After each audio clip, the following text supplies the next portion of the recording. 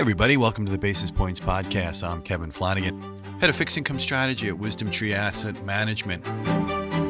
Unfortunately, we are now entering the fourth calendar week of the government shutdown. And, up to now, the Fed and the bond market have been operating under the assumption that the employment setting was cooling in a somewhat visible fashion.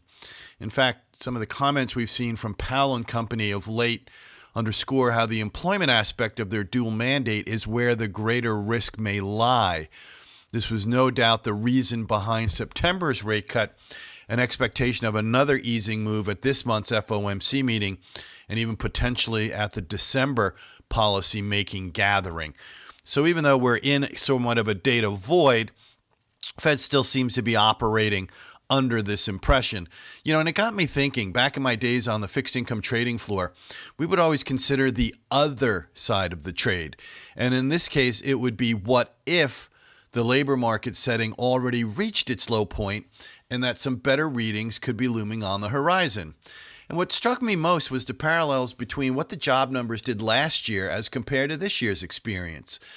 The downward revisions we saw on non-farm payrolls for this summer changed the entire perception of labor market conditions from solid to visibly cooling.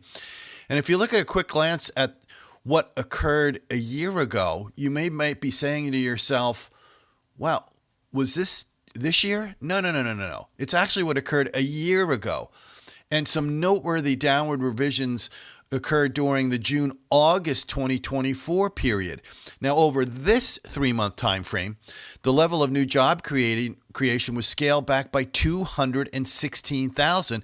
That's not too far removed from the 258,000 downward revisions that changed everything around this year. And as you may recall, last year's revisions ultimately led to the beginning of the rate cut cycle. And you fast forward to 2025, it was the resumption of easing moves at the September FOMC meeting. So what happened, though, in Q4 of last year? Now, we can kind of discard October due to the negative impacts of both hurricanes Helene and Milton.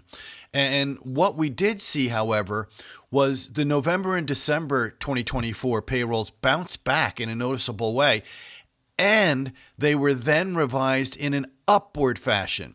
Now, for the record, I'm not saying we're going to see the same end result for the final 2 months of this year. In fact, you could argue November 2024 payroll number may have been somewhat inflated by the fact that it was no longer depressed by the hurricanes that I just mentioned. But, the student body right narrative for the Fed and the bond markets is without a doubt centered on a weakening employment setting. And it's leading Fed funds futures pricing in 3 rate cuts for next year.